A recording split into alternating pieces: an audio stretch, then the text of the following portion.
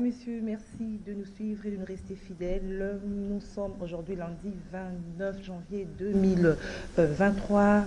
Merci, bon début de semaine et merci de rester fidèles à Canal Congo Télévision. Ce matin, à travers ce magazine Kiosque, nous allons analyser trois sujets d'actualité avec deux invités. Pascal Oonje sera face à Christian Moleka. Avec eux, nous allons rendre tout d'abord à l'Assemblée nationale de la 4e législature qui démarre aujourd'hui. C'est donc la rentrée parlementaire, la session extraordinaire à l'Assemblée nationale. Les enjeux de cette session, nous en parlerons avec nos invités. Autre sujet d'actualité, c'est l'Assemblée provinciale ville de Kinshasa d'abord, et puis de l'Équateur, de la Chuapa et de la Mongala, où le vice-premier ministre, ministre de l'Intérieur, a réhabilité les 4 gouverneurs qui étaient suspendus, qui étaient accusés de fraude électorale. Ils ont été réhabilités. Est-ce que c'est légal? Tout le monde en parle. Nous allons analyser avec nos invités. Alors tout d'abord, le sport. Le sport, c'est la République démocratique du Congo, les Léopards qui ont été qualifiés au quart de finale après leur victoire face aux pharaons d'Égypte, 2-1, un but partout dans le temps réglementaire, et puis 8-7, c'était lors des tirs au but. La RDC est donc qualifiée. Pascal Oonje, bonjour. Bonjour Gisèle, bonjour à nos différents téléspectateurs, merci pour votre invitation. Je crois que ça a été hier, sinon aujourd'hui, parce qu'on a commencé hier, on a terminé aujourd'hui, la joie pour chaque Congolais du fait que l'équipe nationale s'est distinguée. J'avais constaté une touche un peu particulière dès l'entame de cette CAN, et ça continue aujourd'hui. La joie surtout face à l'Égypte, la grande équipe du continent. Et finalement, on a résisté. C'est nous qui avions commencé à marquer. Et l'Égypte revient. Bon voilà, on a eu des occasions. En tout cas, c'est nous qui allions déjà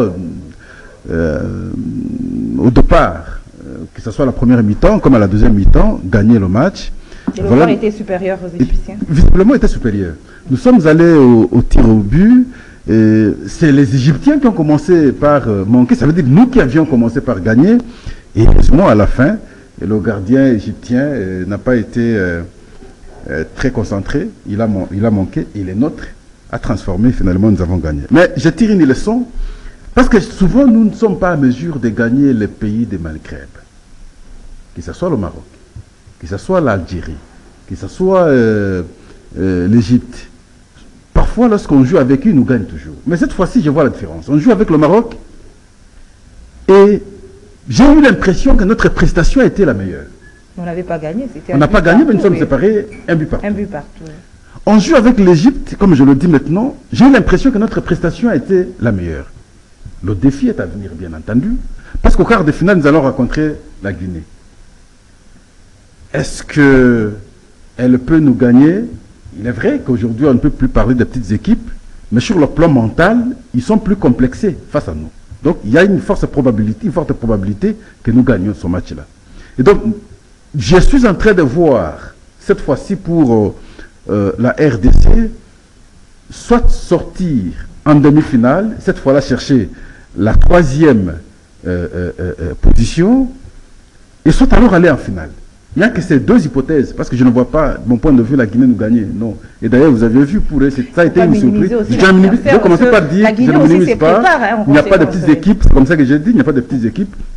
Question pour nous de nous organiser normalement, mais simplement, nous partons avec un petit avantage du fait que la Guinée, c'est complexe face à nous. Ils n'ont jamais atteint ce niveau-là, et puis ils craignent un peu. Pour eux, c'est déjà l'objectif atteint à son niveau, pour eux. Alors que pour nous, l'objectif n'est pas encore atteint. Nous allons continuer notre parcours, mais je pense que nous avons la chance de jouer la demi-finale, sinon la finale. Alors, s'il faut formuler quelques remarques à l'équipe par rapport à la prochaine rencontre avec la Guinée. Donc, ils gardent le cap. Hein. C'est ossature que nous avons besoin. Je vois qu'entre les joueurs, il y a un bon courant, ils s'entendent. Et puis, ensemble avec le coach, qui semble être trop réconciliant, de mon point de vue. Je suis souvent ces interventions, vous les sentez trop modérées. Une personne qui s'efface, j'aime ça. Le reste, c'est à nos jeunes gens de pouvoir se distinguer sur le terrain. Voilà, Christian Mouleka, RDC a gagné. On dit qu'elle a gagné, elle est passée au quart de finale, sans pour autant avoir une victoire dans le temps réglementaire. Mais comme disent les Congolais, balitangate. Madame, Voilà, j'aurais bien voulu, si finale. vous le permettez, commencer par une petite information très rapidement, une note noire qui est liée à la situation sécuritaire dans la commune de Kimantseke. Je voudrais particulièrement lancer ce message à Chilimbalimba, que je connais personnellement avec ses compétences. Dans la journée de jeudi, il y a eu des échauffourées entre les écuries de jeunes dans la commune de Kimantseke, particulièrement dans le quartier Maïngele. La même journée, la nuit, un militaire a abattu un jeune garçon autour de 23 heures. Et le vendredi matin, les jeunes qui sont venus pour prendre le corps de leur ami qui a été abattu la nuit ont systématiquement pillé les maisons. À Kimantseke, dans l'avenue Mayengele, dans le quartier Mayengele, et particulièrement sur l'avenue Tsingi. Ils ont pillé maison par maison, boutique, terrasse, vendeurs, y compris le poste de la police. Mon général, le poste de la police de Paris, les policiers ont fui, le poste est vide. On a même descendu le drapeau, on dit qu'on l'aurait brûlé. Et donc, systématiquement, les habitants ont fui les quartiers. L'hôpital de l'État, le centre public, hein, qui s'appelle Centre 7, Centre de Mikondo, a même été obligé de fermer, de sortir tous les malades, et l'hôpital a été cadenassé. J'ai été personnellement samedi devant le Centre 7 à Maïngele, avec des amis de la presse pour filmer, pour essayer de faire du bruit sur ça. Les gens ont fui les maisons, ils habitent d'autres quartiers maintenant, certains dorment dans les églises, parce que la sécurité n'est pas garantie. À Kinshasa. Dans la capitale, tout un quartier, à quelques mètres de l'aéroport. Les parents, les habitants sont allés au niveau de la commune pour voir les autorités locales, essayer d'en parler. Selon ce que les gens nous ont dit sur le terrain, les autorités leur ont répondu Baboumana, on ne viendra pas. Oh. Et donc, jusqu'à samedi soir, moi j'étais sur le terrain à cet endroit-là, la situation était terrible. Donc les gens ne circulent pas, les gens fuient, ils abandonnent leur maison. Vous allez croire que vous êtes dans un quartier fantôme. Parce que vous avez toute une avenue comme l'avenue Tsingi où les gens ont abandonné les maisons. Vous avez plus de 20 maisons vides. Vides. S'il vous plaît, chers autorités civiles et militaires, essayez de voir ce qui se passe à Kimantseke en termes de sécurité. Ça devient un peu trop. C'est extrêmement Dans le quartier Ngapani, c'est chaque jour qu'on tire à balle.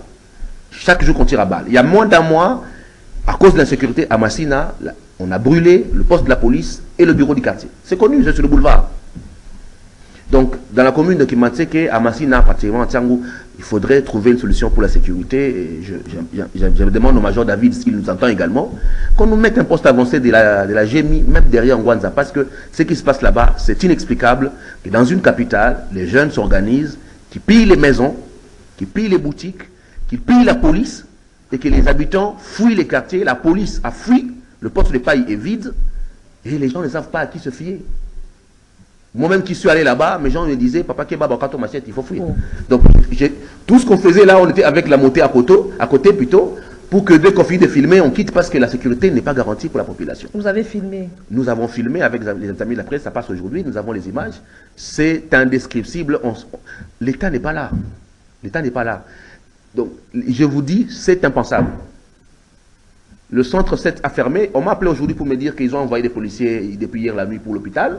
Mais le centre a sorti les malades et les malades sont allés au centre 6. Ceux qui connaissent un peu Kimantseke, il y a le centre 7, c'est de Mikondo, le centre 6 vers Bendele. On a sorti les malades du centre 7 pour aller vers le centre 6 parce que même l'hôpital ne peut plus garantir la sécurité des malades. C'est impensable dans la capitale. Nous ne sommes pas à Beni, nous ne sommes pas à Bouta, nous ne sommes pas à Mumbere, nous sommes à Kinshasa dans la capitale et il y a un quartier où l'ordre n'existe plus.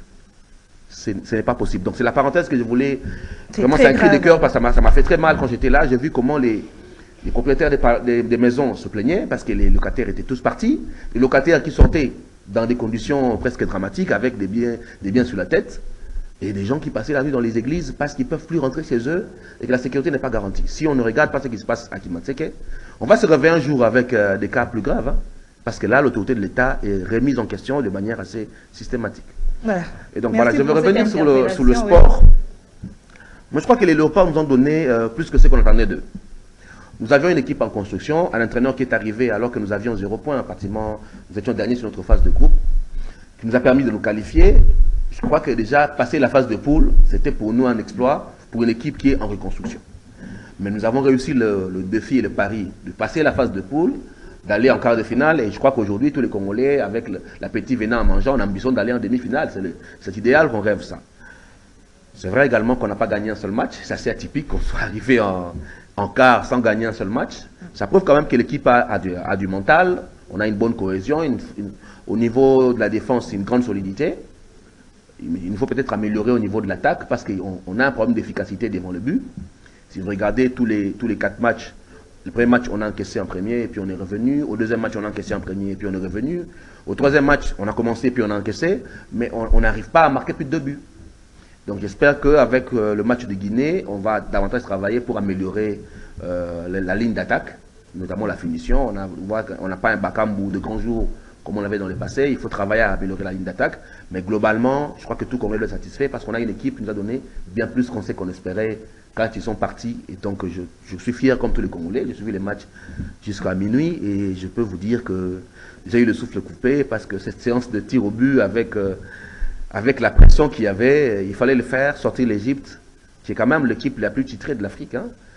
On connaît comment ils jouent. Ils ont fait un match, je dirais, haché, parce qu'il y avait beaucoup de taux de temps morts, ils tombaient, beaucoup de fautes. Mais on a eu un bon mental. C'est pas facile de faire le Maroc et l'Égypte comme on l'a fait. Ça montre quand même qu'on est une équipe qui a du caractère et qui a des capacités d'aller loin. C'était inattendu, hein, cette victoire. Très inattendu, parce qu'on le sait, hein, si vous regardez les dernières confrontations avec l'Égypte, nous gagnons difficilement l'Égypte. C'est depuis 1974, peut-être depuis la finale où nous avons pris la coupe, mais nous gagnons difficilement l'Égypte. Que ce soit ici au Stade des Martyrs, tout le monde connaît l'histoire de Mido, comment on a perdu chez nous.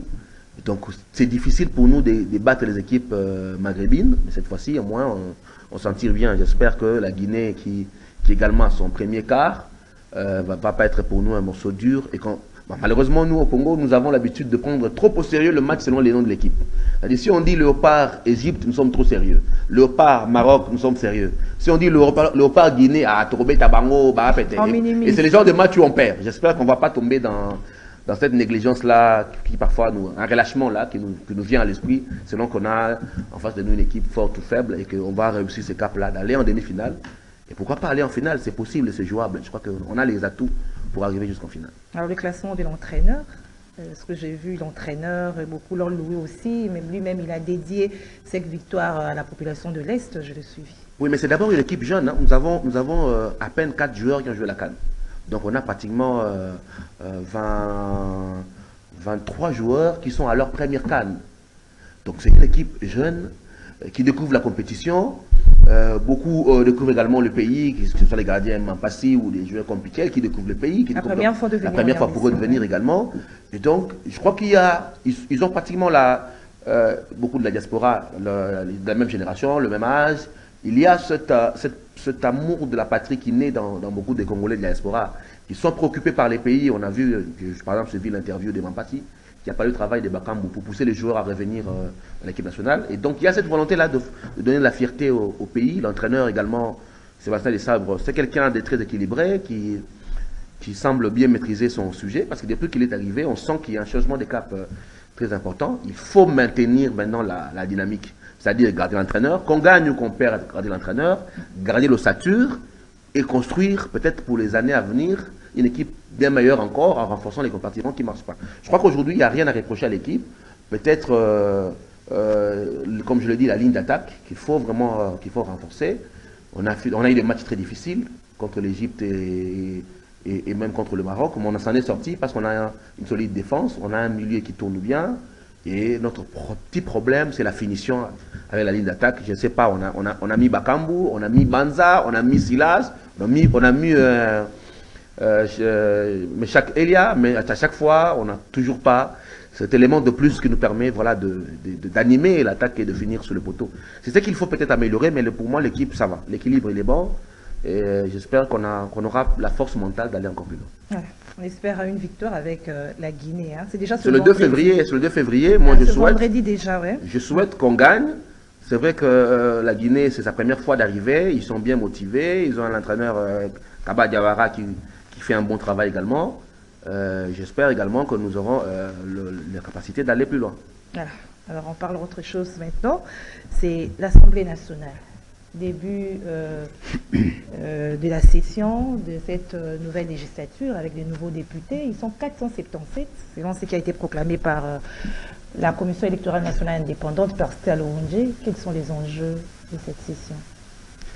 Oui, je commence par une considération parce que je crois que c'était avant-hier.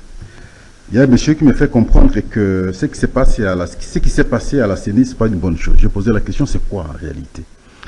Il dit pratiquement tous les responsables de la Commission électorale nationale indépendante, tous les responsables du bureau ont soit leurs femmes qui sont élues, leurs enfants qui sont élus, leurs frères qui sont élus. Donc, ils ont facilité des cas comme ça.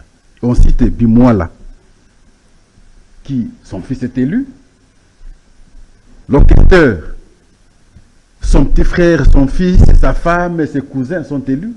Et on cite des noms comme ça. Et je dis, ce n'est pas une bonne chose. À l'époque, je pense, je ne sais pas si cette loi a été votée, on réfléchissait sur comment on peut refuser qu'un membre proche direct, par exemple, des membres du bureau, ne puisse postuler, entre autres ici, l'enfant et la femme, ainsi de suite. Je ne sais pas si cette loi a été votée, mais quand il m'a dit, et j'ai essayé d'observer, je me suis rendu compte que ça semblait très vrai. À l'époque, nous avions connu le cas comme ça aussi avec Nanga, qui avait aligné sa femme à Lemba, mais qui a été élu sur 3 sièges, et nous avions vu des contestations. Nous ne pouvons pas continuer des choses comme ça. Je crois que c'est à décourager. L'Assemblée nationale, l'ouverture aujourd'hui, qu'est-ce qu'on peut dire? C'est les encourager. Le peuple attend beaucoup. C'est vrai qu'ils sont là, d'abord, dans l'incertitude, parce que la Cour constitutionnelle a enregistré plus de 7000 requêtes. La Cour va commencer maintenant à analyser requête par requête. Je sais que sur les 477, même 77 vont quitter. Beaucoup vont quitter et d'autres vont entrer. Parce que quand vous voyez les différentes requêtes introduites à la Cour constitutionnelle, ça semble souvent avoir raison, mais malheureusement, nous avions vu la proclamation provisoire par la CENI a fait que telle autre personne soit proclamée. Donc, nous attendons que nous allons vivre cela, que cela ne nous étonne pas. Nombreux qui sont là ne seront pas confirmés et ils vont partir après l'arrêt de la Cour constitutionnelle. Ça peut basculer à tout moment. Oui, ça va basculer. Alors maintenant, ils sont là. Aujourd'hui, je crois que c'est le secrétaire général qui a convoqué la session. On va installer le bureau provisoire, le plus âgé avec les 2 plus jeunes. Et ce bureau provisoire aura, je crois, 3 missions. Je ne parle plus de la rédaction, mais sinon de l'adaptation du règlement intérieur, l'élection du bureau définitif, et la validation des mandats. C'est les 3 missions, je crois, importantes du bureau d'âge. Du bureau. Bon, le reste, c'est souhaiter qu'il nous fasse un bon travail. Parce que on peut parler du président de la République, on peut parler du gouvernement. Si l'Assemblée nationale, si le Sénat, spécifiquement ici l'Assemblée nationale, si elle ne fait pas bien le travail, en tout cas, nous n'aurons pas de bons résultats. Nous souhaitons, nous espérons que cette fois-ci, nous aurons des gens plus consciencieux dans leur intervention, dans leur interpellation, dans leur contrôle, qu'ils fassent un travail qui ira dans le sens de servir la nation. Parce qu'on a toujours eu l'impression que les gens sont là pour eux-mêmes et non pour la nation. Moi, Pascal, j'ai toujours dit, Gisèle, je le dirai de temps en temps, tant qu'on n'aura pas une bonne Assemblée nationale, il est difficile qu'on ait même de bons textes. On ait de bonnes lois, qu'on ait un bon gouvernement, qu'on ait une bonne gestion. Parce que tout part de l'Assemblée nationale. Quand vous n'avez pas les meilleurs d'entre nous à l'Assemblée nationale, le reste ne sera pas meilleur aussi. Quand nous avons des médiocres à l'Assemblée nationale, le reste sera médiocre. Et donc, nous voulons maintenant que l'Union sacrée qui est majoritaire nous produise sans prétexte un bon travail cette fois-ci pour que les Congolais se retrouvent. C'est le dernier mandat du chef de l'État, qu'on ne trouve pas de prétexte, comme si Tshisekedi les envoie là, ils sont là-bas plutôt pour qu'ils fassent n'importe quoi. Non, ils sont là-bas pour qu'ils travaillent pour le peuple. Et donc, l'attente de tout Congolais aujourd'hui, c'est voir cette Assemblée nationale fonctionner normalement. Qu'on ait un bon président de l'Assemblée nationale qui va orienter le débat sur les objectifs, sinon vers les objectifs, de manière à ce que de ces objectifs, on trouve solution aux différentes préoccupations de la population. Il est difficile de suivre des interpellations. À l'époque, nous avions suivi, mais depuis, je crois, 2 législatures, on n'entend plus rien. Les routes sont délabrées comme ça. Vous ne pouvez pas avoir un débat public avec le ministre des Infrastructures. Qu'est-ce qui se passe qu'à Kinshasa, par exemple, on reste avec une telle voirie? Mais il peut s'expliquer. Vous ne pouvez pas interpeller le directeur général de la SNEL. Nous avons vu la fois passée, c'est vrai, mais le débat n'était pas dans le sens d'expliquer à tel quartier, pourquoi il n'y a pas de courant, et ainsi de suite. Il peut expliquer aux besoins. J'ai vu à l'époque avec Caméré, laisser que la population aussi intervienne, ça facilite beaucoup de choses. Un tel Parlement, une telle Assemblée nationale va nous aider. Et donc, nous voulons que les débats soient focalisés sur le quotidien des Congolais, le besoin des Congolais, et pour porter des réflexions, à pouvoir trouver solution à ces difficultés des Congolais. Si c'est dans le folklore comme nous sommes habitués, donc on sera dessus totalement. Alors Christian Moleka, ça ne sera pas comme c'était en 2018, hein, où le FCC était majoritaire. Aujourd'hui, la famille politique du chef de l'État qui est majoritaire à l'Assemblée nationale. Donc des choses seront faites et vues autrement. Oui, il y a un changement de rapport de force qui est très, très remarquable au niveau du Parlement. Vous avez l'Union sacrée qui a 440 députés sur 477. Ça veut dire une majorité largement confortable. Et dans cette majorité-là, vous avez l'UDPS qui a 69 députés, c'est vrai comme UDPS, mais quand vous ajoutez toute la mosaïque qui a été créée, ils atteignent 230. Et donc, en fait, l'enjeu de cette nouvelle majorité, ce ne sera pas vraiment l'opposition, ce sera à l'intérieur de l'Union sacrée comment on va gérer les différentes ambitions, notamment de la mise en place du bureau. Et vous avez même remarqué qu'avant cette rentrée d'aujourd'hui, il y a déjà eu une sorte de faction qui s'est mise en place avec ce qu'on appelle le PCR, qui est justement lié à cette problématique de gestion d'ambition au sein de l'Union sacrée. Parce que, on le sait, le défi important, ce sera comment constituer le bureau de l'Assemblée et comment chaque allié ou chaque plateforme au sein de l'Union sacrée va se retrouver dans la mise en place du bureau. Ensuite, l'enjeu, ce sera la formation du gouvernement et comment les différents alliés vont se mettre ensemble pour avoir le gouvernement. Et donc, c'est un Parlement qui a beaucoup de défis. Il faut également ajouter qu'on a 29 membres du gouvernement qui vont aller au Parlement. Ça veut dire qu'on aura un gouvernement hyper réduit. C'est 39. 39, voilà. 39, hyper réduit, avec des ministres qui vont cumuler 3, 4, 5 portefeuilles ministériels. Le Premier ministre qui lui-même ira au gouvernement. 3 vice-premiers ministres, parce qu'il y a où le Tundula, F. Bazaïba vont aller au gouvernement. Donc il restera peut-être Jean-Pierre Bemba. Vont aller à l'Assemblée nationale. Il restera peut-être Jean-Pierre Bemba qui va rester comme CPM, y compris Peter Kazadi également qui ira au Parlement. Et donc peut-être qu'il restera simplement Jean-Pierre Bemba pour faire l'intérim au niveau du gouvernement. Donc on aura une équipe très réduite qui va travailler pendant peut-être 2 ou 3 mois, parce qu'on peut avoir le gouvernement peut-être fin mars, début avril. Et donc on aura une action gouvernementale pratiquement un peu ralentie, parce qu'il y aura énormément de portefeuilles qui n'aura pas de titulaires et donc des suppléances qui ne donnera pas l'efficacité qu'on va avoir. Et donc on attend le Premier ministre lui-même aussi a été élu. Oui, il ira. Au cas où il choisissait l'Assemblée nationale et qu'il démissionnait, tout le gouvernement devrait tomber. Je ne pense pas. Je crois qu'il y aura une équipe qui va rester pour assurer. Maintenant d'ailleurs, il devrait déposer sa démission. En principe, le gouvernement tombe. Oui, parce que comme dit Moleka, beaucoup de ministres vont intégrer le gouvernement, enfin, l'Assemblée nationale. Pendant ce temps, plusieurs ministères n'auront pas de ministres titulaires. Donc rapidement, on va activer pour que le gouvernement sorte. Cela par la nomination de l'informateur rapidement et du formateur.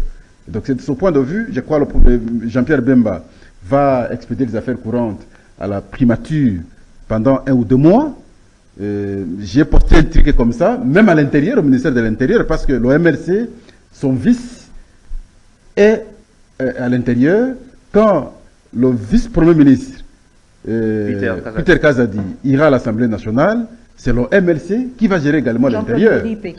Et donc, en principe, on a besoin d'un Parlement qui va vite, qui nous permet très vite de connaître la majorité parlementaire, très vite qui met un bureau définitif et très vite qui nous aide à avoir un formateur, en fait le président qui nous aide à avoir un informateur pour qu'on ait un gouvernement qui travaille très rapidement parce qu'on aura une équipe hyper réduite au niveau du gouvernement. Et donc on attend du Parlement de la célérité.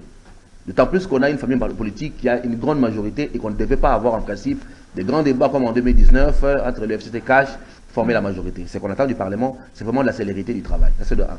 De deux, le vrai problème, ce sera les capacités de mener des réformes. On a besoin d'un Parlement qui initie des lois. Malheureusement, depuis 2006, si vous prenez les statistiques des lois proposées au Parlement, vous avez un Parlement qui produit moins. Des élus qui produisent les moins. La majeure partie des lois sont initiatives gouvernementales. Et donc, on a un Parlement qui ne produit pas. Nous aimerions avoir un Parlement qui produit énormément. Parce que les attentes sont énormes et le président l'a si constaté lui-même durant le terrain. Les gens veulent des résultats aujourd'hui et ça doit passer par des réformes profondes et donc des lois. Si le Parlement n'est pas capable d'avoir une grande production, donc si on n'a pas des députés de qualité, c'est encore les vrais débats de fond. C'est bien d'avoir un Parlement, encore faut-il qu'on ait des députés de qualité capables d'apporter des projets. On a perdu des gens de qualité comme Henri Thomas Lekondo, d'heureuse mémoire, qui sont partis. On a perdu César qui ne sera pas au Parlement. On a perdu beaucoup de députés de qualité qui amenaient le débat et la qualité. Mais il y a des nouvelles têtes. J'espère que nous aurons au sein de ces parlements des élus de qualité qui nous permettront d'avoir les débats de qualité parce qu'il faut trouver un équilibre entre la qualité du Parlement et la représentation populaire. Et si on n'a pas une qualité des élus qui nous permettent d'avoir les questions des fonds, eh bien, nous aurons un Parlement qui attendra que le gouvernement amène des projets de loi et qui sera là essentiellement pour accompagner le gouvernement. J'espère vraiment que nous avons eu, je ne connais pas tous les 477 députés, qu'on a eu des gens de qualité qui nous permettront d'avoir le débat de qualité au sein du Parlement. Voilà. Et cette question de l'informateur que vous avez évoquée tout à l'heure, il y a des noms qui sont déjà cités. On parle déjà de Chabani, c'est la rumeur, mais peut-être c'est un ballon d'essai aussi. Hein. Bon, j'ai vu Tina Salam sur son compte Twitter dire que c'était un fake news. C'est vrai que de mon point de vue, le pays a besoin de quelqu'un qui connaît les acteurs politiques, qui a une certaine expérience des acteurs et qui peut très facilement identifier cette majorité. D'autant plus qu'on a vu les remous qui ont commencé autour du phénomène PCR et que donc il y aura du boulot au sein de cette majorité-là pour identifier les équilibres. On a vu Sam a également créé autour de lui une forme de regroupement. On a vu aujourd'hui d'ailleurs sur Twitter d'autres qui ont quitté le PCR, qui rejoignent un nouveau l'UDPS. Ouais. Donc on a besoin d'un informateur expérimenté, vertébré, qui connaît mieux les acteurs politiques congolais et qui peut aider à faire ce travail de fond. Alors, par rapport à l'informateur, Pascal, au ONG, cette course à la gestion des institutions au sein de l'Union sacrée, on parle déjà des défections au sein du PCR. Le pacte, pacte pour un Congo rénové, ça ne sera pas chose facile. Hein. Bon, l'informateur, c'est une formalité parce que la majorité parlementaire est déjà dégagée. Parce que le travail de l'informateur, c'est aider le chef de l'État qui doit procéder à la nomination du Premier ministre, que nous appelons ici formateur, n'est-ce pas, qui doit provenir de la majorité parlementaire. Et lorsque vous aviez abordé la question, vous-même vous aviez dit 477 députés et l'Union sacrée elle-même a autant de députés. Et ça veut dire que la majorité est déjà dégagée. Donc, alors pourquoi la création et c'est comme ça que vous allez voir, parce que Moule quand même vous a dit que dans quelques jours ici, si ce n'est pas 1 ou 2 mois, nous aurons le gouvernement. Il a raison, pourquoi? Parce que l'informateur qui sera nommé de manière, pour une simple formalité, n'aura pas beaucoup de temps, n'aura pas beaucoup de travail. Tout est déjà dégagé à l'Assemblée nationale. PCR, créé, j'ai entendu les gens aller dans tous les sens. Je pense que Vital Kamerhe n'a pas eu tort de mon point de vue. Pourquoi? Parce que l'Union sacrée, qui a été créée pour 2 objectifs. Le premier était d'arracher la majorité parlementaire pour le chef de l'État et à pouvoir se séparer du FCC. C'était atteint. Deuxième objectif, la réélection du chef de l'État. Et c'est fait. Mais à ce jour, l'Union sacrée n'a plus son sens. Pourquoi? Parce que dans le présidium de l'Union sacrée, il y avait le président du Sénat, il y avait le président de l'Assemblée nationale. À ce jour, ces 2 personnes-là, Mbosso et Bahati, je ne pense pas qu'ils seront des présidents de l'Assemblée nationale et du Sénat. Leur présence était par rapport non à leur personnalité, le présidium a été composé d'un qui provenait de l'Assemblée nationale comme président et l'autre provenait du Sénat comme président aussi. Mais ces gens ne sont plus présidents de ces institutions. Ça veut dire qu'ils ne peuvent plus être membres du présidium, d'autres vont venir. Ceux qui seront nommés présidents à l'Assemblée nationale, élus présidents à l'Assemblée nationale comme au Sénat. Voyez-vous? Donc ça perd de sens. Aujourd'hui, on peut réfléchir à d'autres compositions. Peut-être en termes d'information auprès de ses partenaires. Est-ce que Camille avait informé correctement ses partenaires? Ça, c'est notre débat. Mais créer une plateforme qui ferait que les gens s'agglutinent autour de lui pour qu'on réfléchisse sur l'avenir politique, n'est-ce pas, du chef de l'État par exemple, je ne vois pas le problème là où il se pose. Mais avec cette défection, le nombre, on dit 13 députés, parce que les groupes qui bon, est parti, ça réduit aussi le nombre vont dans tous les sens, chacun voit ses intérêts. Vous savez, le combat en politique, c'est les intérêts. Lorsque, en allant, il constate que ses intérêts ne sont pas là, vous n'allez pas l'empêcher de pouvoir se retirer et puis partir. Et encore que vous avez vu, après, lorsque ce truc est sorti, il y a eu beaucoup d'écrits, que ce soit de l'UDPS, que ce soit du MLC, de plusieurs partis politiques. Vous avez vu même le ballet politique, n'est-ce pas, fait par le secrétaire général de l'UDPS. Ça peut faire peur à ceux qui ont adhéré à ce regroupement, en sachant que le parti du pouvoir, en toute réalité, c'est l'UDPS. Le parti majoritaire, même à l'Assemblée nationale, c'est l'UDPS. Et lorsque l'UDPS semble afficher son mécontentement par rapport à ce regroupement, donc, ce n'est pas un bon regroupement, il faut maintenant se retirer. Je crois qu'ils ont lu les choses de cette manière. Moi, Pascal, je leur ai dit, ce n'est pas un problème du fait simplement que l'Union sacrée a perdu son sens d'existence.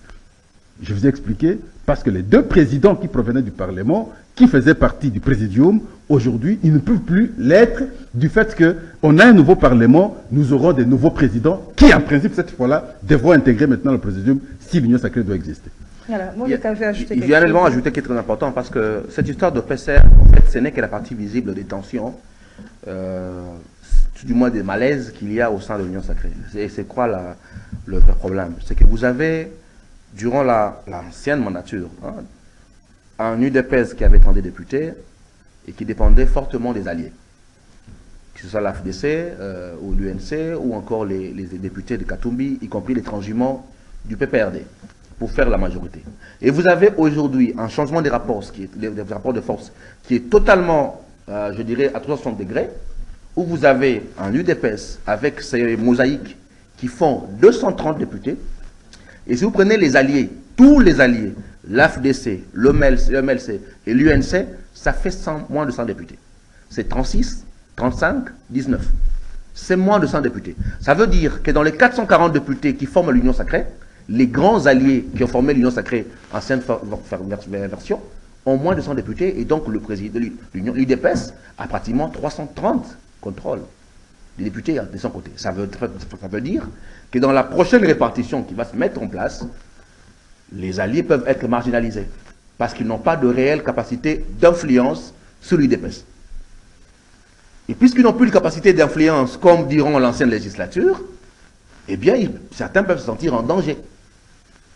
En danger d'être réduits dans leur capacité d'influer. Et donc, s'il n'y a pas d'initiatives qui sont prises par ceux qui dirigent l'Union sacrée, il est logique que certains, peut-être sentant cette forme de malaise, commencent à s'organiser pour survivre, parce qu'il faudrait politiquement survivre. Et si vous regardez très bien les mouvements qui s'est mis en place, qu'on a appelé PCR, ils ont regroupé plus de 100 députés, 120, pour dire nous sommes une force existante au sein de l'Union sacrée. Pour faire poids avec l'UDPS. Pour faire exactement poids avec le nouveau rapport de force qui se met en place et qui sera archi-dominé par l'UDPS. Et cette domination, cette hyper-domination, va se ressentir au moment des répartitions des tâches. Ça veut dire le contrôle du bureau, de l'Assemblée et du gouvernement. Et donc si on ne gère pas à gérer les alliés et à ménager les alliés, il est fort probable que ce qui a commencé aujourd'hui avec le PCR prenne d'autres formes demain durant la mandature. C'est vrai, certains ont eu peur parce que quand l'UDPS consulte le MLC, consulte l'AFDC, on l'a vu le CG Kabouya le faire, ça veut dire qu'à 230 à eux-mêmes, s'ils n'ont que 30 députés à côté, ils sont à 260. Donc s'ils prennent le MLC qui a 19, ils prennent l'AFDC qui a 35, plus de 230 qu'ils ont, ils sont déjà au-delà de la majorité de 250 plus 1, et donc ils peuvent former eux-mêmes la majorité et exclure l'UNC, y compris les autres. C'est comme ça que certains commencent à avoir peur et veulent peut-être rentrer pour ne pas se retrouver parmi les exclus.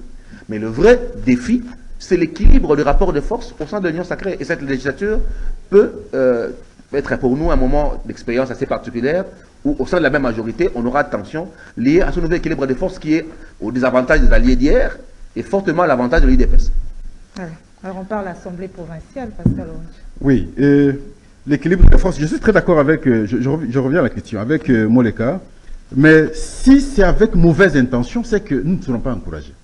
Je l'ai dit ici parce que, de mon point de vue, après ma lecture personnelle, je constate que l'Union sacrée n'a plus son sens d'exister. Et je pouvais, de cette manière-là, encourager la création d'autres regroupements, n'est-ce pas, pour faire fonctionner la vie politique à l'Assemblée nationale. Mais si la création de ces groupements politiques ou regroupements politiques, c'est avec mauvaise intention, c'est que ce n'est pas une bonne chose. Là, on crée des problèmes, même là où il n'y en a pas. Et ça, on ne peut pas encourager. Le choix de l'informateur, le choix du formateur, c'est dans les prérogatives du chef de l'État. Et ici, du fait que la majorité est déjà dégagée, vous n'allez pas influencer le chef de l'État à pouvoir faire le choix sur la personne qu'il veut au sein de la majorité, parce que la majorité est déjà dégagée à l'Assemblée nationale. Le dossier Assemblée provinciale, et avec le gouverneur, et ainsi de suite. Ce qu'il faut d'abord retenir, Gisèle, c'est que quand vous prenez la loi électorale, l'article 160 donne le pouvoir au ministre de l'Intérieur de pouvoir, en tout cas, de pouvoir suspendre le gouverneur lorsqu'il est mis en accusation par la justice. Loi électorale, quand vous prenez, vous allez voir ça.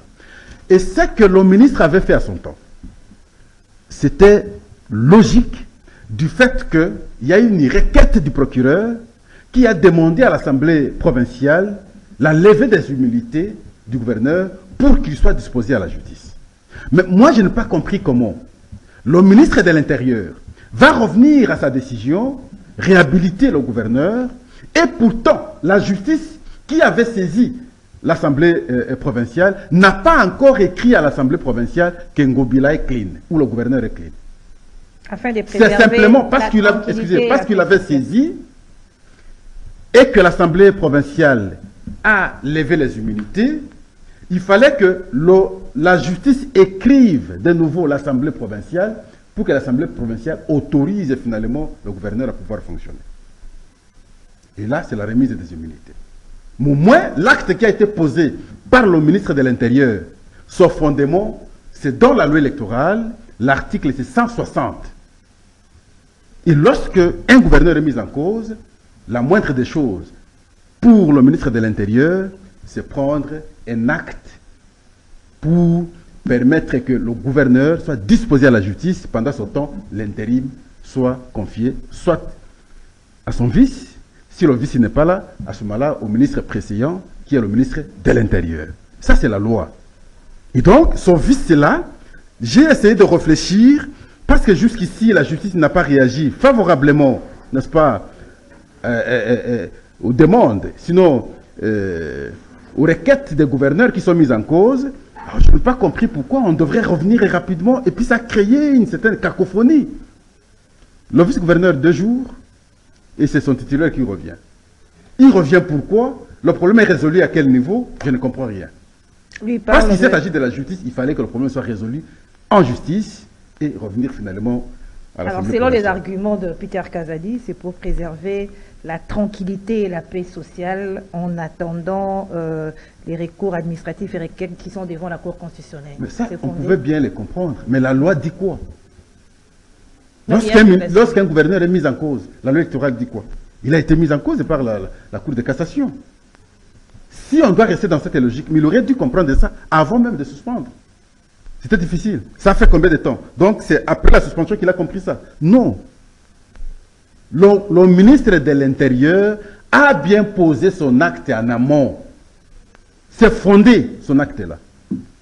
Maintenant, la responsabilité revenait maintenant à la justice, à la Cour de cassation, qui, après avoir étudié les différents dossiers, pouvait maintenant prendre son arrêt pour laver les gouverneurs, ou sinon les chargés. S'ils sont lavés, à ce moment-là, l'Assemblée provinciale doit revenir parce que la décision de la levée des immunités est partie du bureau de l'Assemblée provinciale. Donc c'est une faute. Alors on peut s'attendre à quoi avant de donner la parole à Moleka? Bon, je n'ai pas encore vérifié l'information, oui. Mais on m'a semblé dire que la justice n'est pas d'accord avec le retour du gouverneur. Je n'ai pas vérifié l'information. Mais si c'est ça, mais ça crée des confusions. Ils vont aussi pas bien cohabiter. Hein, ça crée des confusions. Je pense que c'est pas... Cette histoire, on ne l'a pas bien gérée, il faut le dire. Des invalidés de l'Assemblée nationale. Parce que, enfin, les invalidés du CENI, de la CENI, ils n'ont pas donné leurs moyens de défense.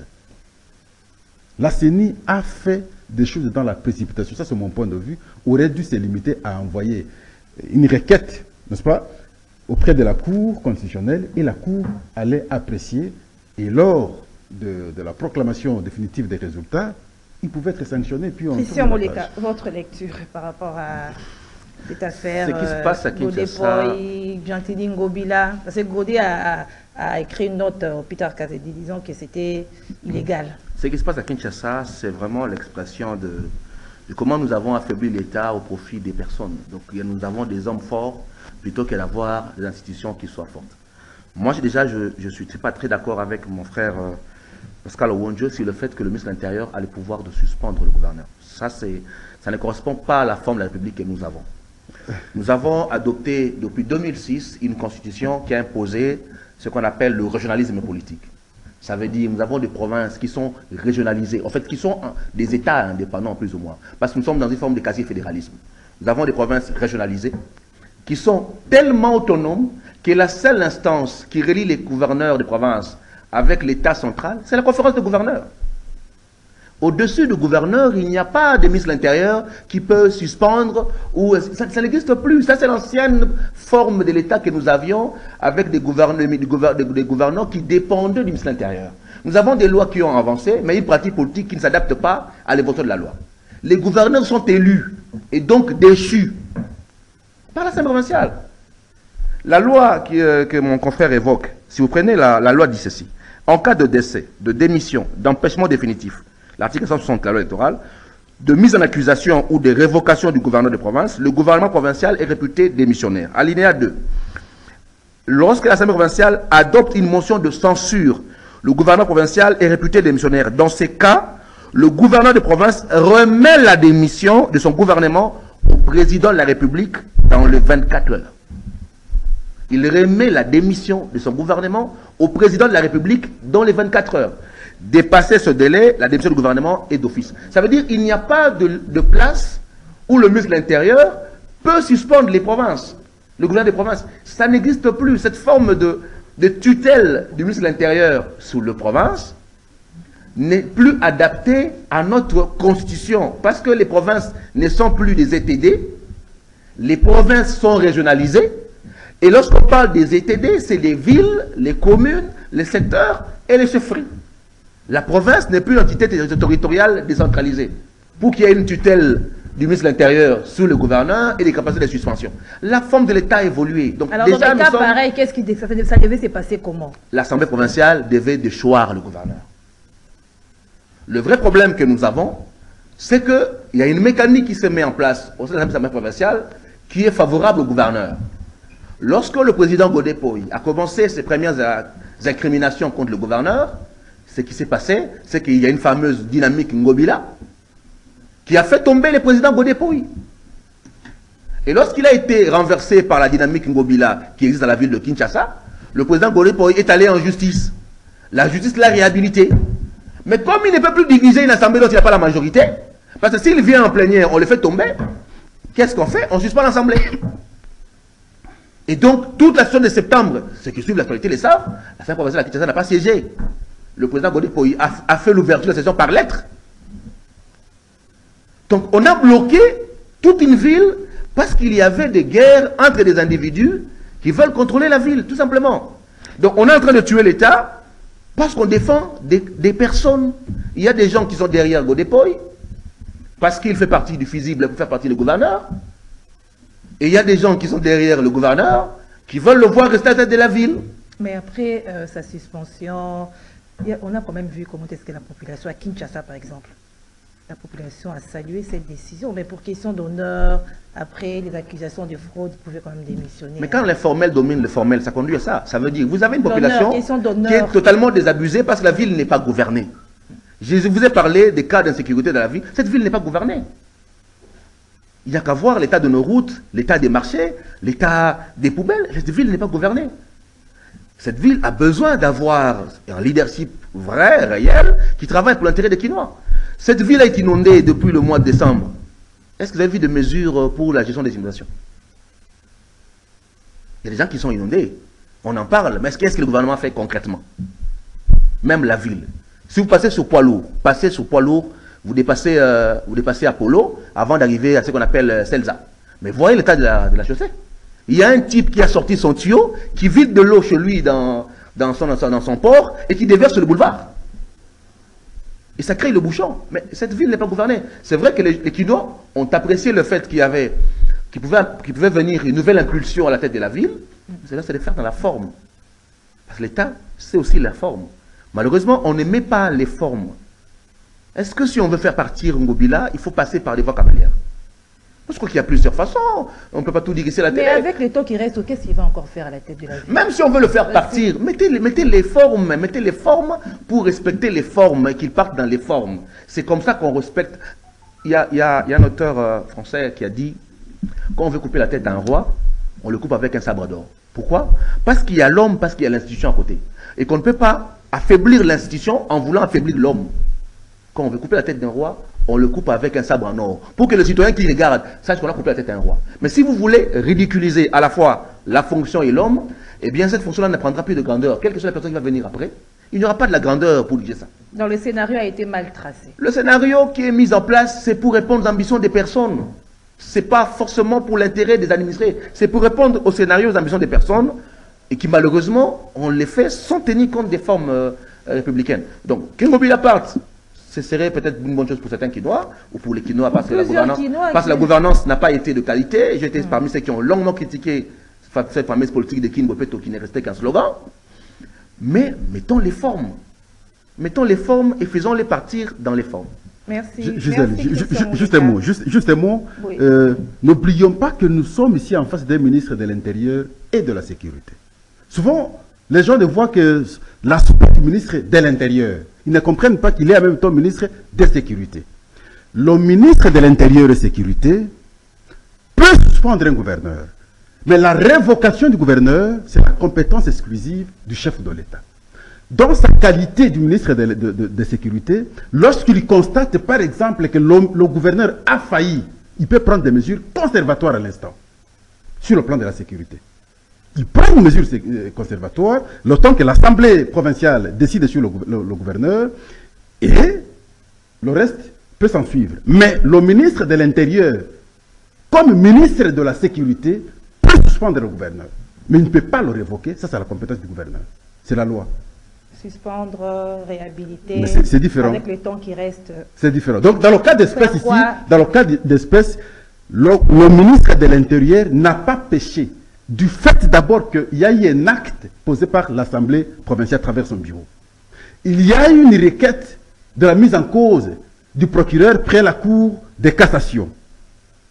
Et à ce moment-là, le ministre ne peut que prendre un acte pour nommer un intérimaire parce que le gouverneur est indisposé. Et c'est ce qui a été fait. Mais j'avais à son temps proposé, à la place de prendre le télégramme, il aurait dû prendre un arrêté de nomination provisoire du vice-gouverneur. Merci Pascal. Madame, il y a un débat sur le fond qu'on va malheureusement pas régler parce qu'on suspend parce qu'on exerce un pouvoir de tutelle. Et lorsqu'on parle de pouvoir de tutelle, nous sommes en décentralisation. Le ministre de l'Intérieur n'a pas de pouvoir de tutelle sous les provinces. Cette forme-là, nous l'avions dans l'ancienne Constitution. Le ministre de l'Intérieur n'a pas de pouvoir de tutelle sous les provinces pour la simple raison que la province est régionalisée, elle n'est pas une entité territoriale décentralisée. Au sein de notre Constitution, la seule institution qui réunit les provinces avec l'État central s'appelle Conférence des gouverneurs, point. Excusez. Nous aurons une émission spéciale sur ça, Pascal, nous avons fini. Dans nos provinces, n'est-ce pas, vous aviez vu un moment, les assemblées provinciales avec les gouverneurs, les courants ne passaient pas. Qui pouvait régler ces problèmes? C'est le ministre de l'Intérieur qui les convoque. Il entend, il propose des solutions. Si le ministre de l'Intérieur n'est pas tutelle, mais les provinces ne vont pas fonctionner comment? Ils vont directement chez le président de la Constitution a été modifiée pour ça. Rappelez-vous, on a eu un problème à l'Équateur quand l'Assemblée a été fermée. On a dû modifier la Constitution pour intégrer que le président de la République avait le pouvoir de dissoudre l'Assemblée provinciale comme il pouvait le dissoudre l'Assemblée nationale. Parce que la Constitution n'avait pas prévu ces cas-là. Donc si on est dans des cas où la Constitution n'a pas prévu, ce qu'il faut faire, c'est modifier la loi. Mais dans les cas d'espèce, le ministre de l'Intérieur n'a pas de pouvoir de tutelle sur les provinces. Merci. L'émission est finie. Merci Pascal Oronje. Merci Christian Moleka. Merci à vous, fidèles téléspectateurs, auditeurs de kiosque. Merci à Héritier Tubilandou, Bruno Nzinga, José Andia, Alain Kabongo, Moro Ndjambe. À la radio, c'est urbain. C'est Obnézing Tsingani ou urbain. Alors, madame, monsieur, merci au coach Doudou Montiri. Je vous retrouve mercredi avec le même plaisir.